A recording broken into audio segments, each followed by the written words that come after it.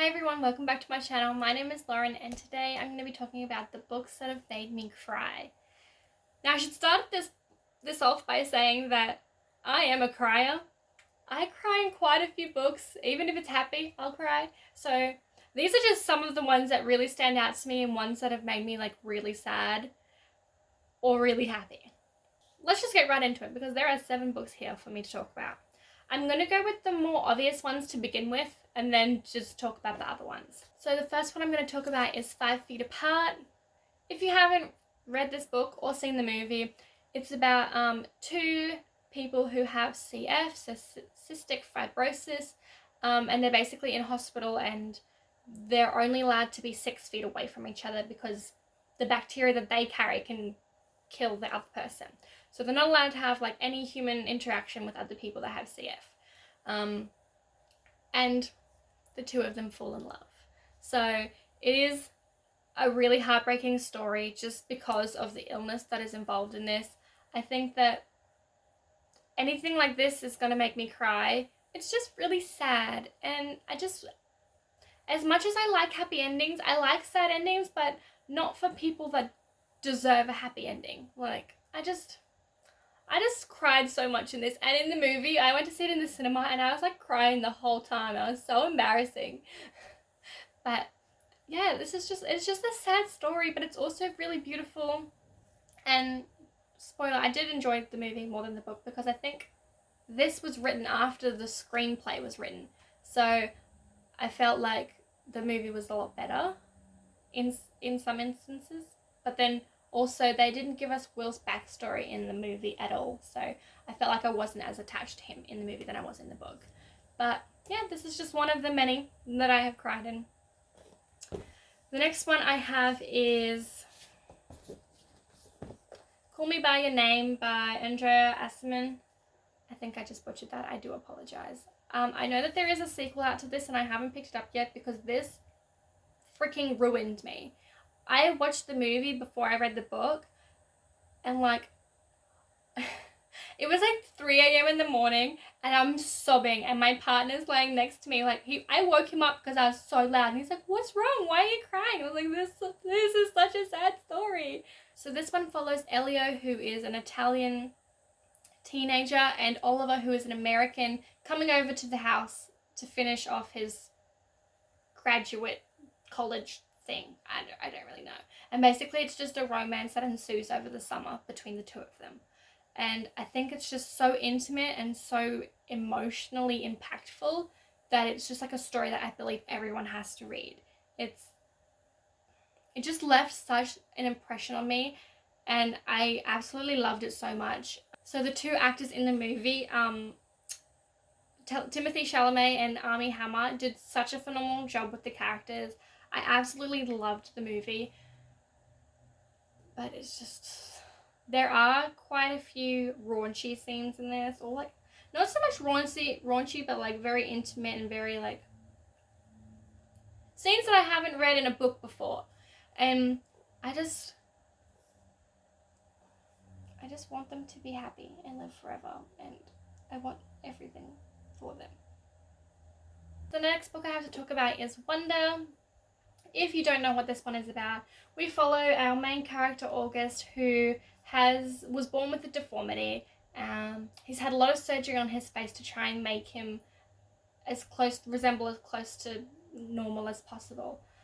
And basically he's going to school for the first time and having to deal with people who don't understand why he is different or don't like that he is different and very much shun him because of that.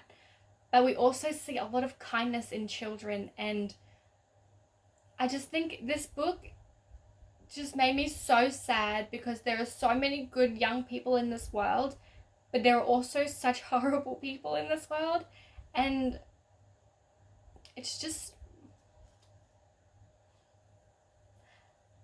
really hard for me to read something of where someone is at such a young age and is going through such a difficult time and having to come to terms with like all of these new things going on in his life and people not accepting him for who he is. And I just find that to be just so sad. And I literally sobbed in the movie when I saw this as well. I went to the movies with my partner and like everyone was looking at me because I just sobbed the whole way through. I freaking love this book. And I feel like I want to read it again, but I'm not sure I'm emotionally ready to. But I absolutely loved the story. So the next one I have to talk about is Romanoff by Nadine Brands. So I read this book in the middle of 2019 and I absolutely loved it. The reason why I cried in this is because of the character potential death. It wasn't a death. Like, he almost died, and then he didn't die, and then he almost died, and then I just kept crying because I thought, well, she's gonna make him die, and I'm just not gonna be prepared for it because I think that I'll be like, oh yeah, it's just one of those he almost died, like near misses or whatever. But yeah, no, it just got me every time anyway. I just freaking loved this book so much.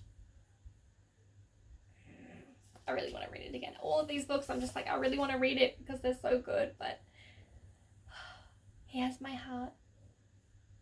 And he almost died and I just cried all the time. But it was so good. So good. So if you haven't read this one, it's so good. And it's such a short book too, so you can just like smash it out really quickly. And yes, read it. So the next book I have to talk about is Running with Lions by Julian Winters. I have talked about this numerous times on my channel. It is one of my favorite books that I read last year. It was just so freaking good. I love enemies to lovers. And just the way it's done in this like high school camp setting is just like, yes, on point. So good. I don't remember at which point I cried in the story, but I just know that I definitely did cry in it. And that's just a thing that happened. And I absolutely love this novel and I really want to read it again.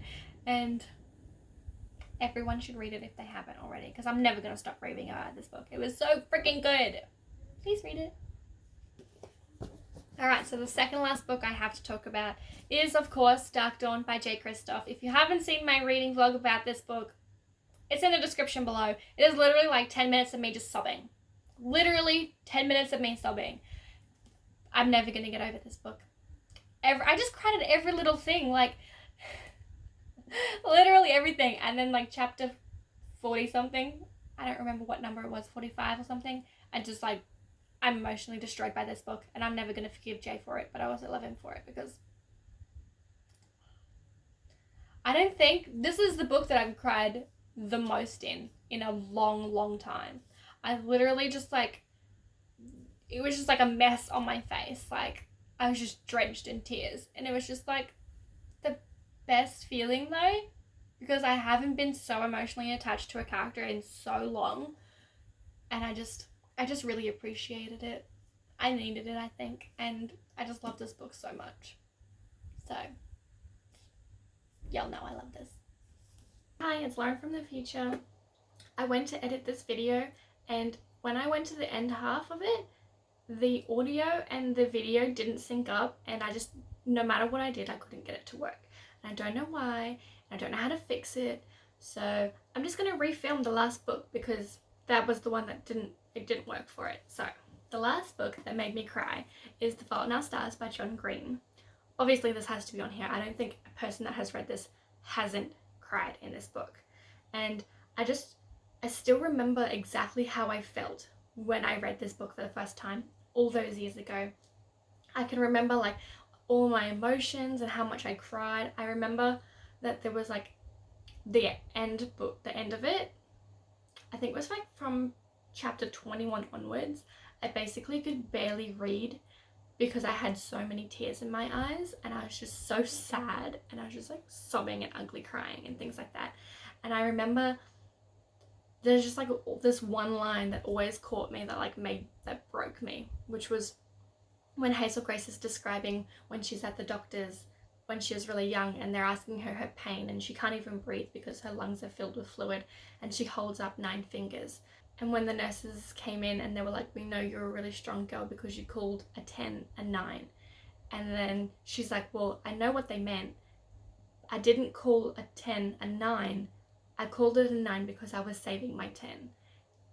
And Augustus Waters was her 10.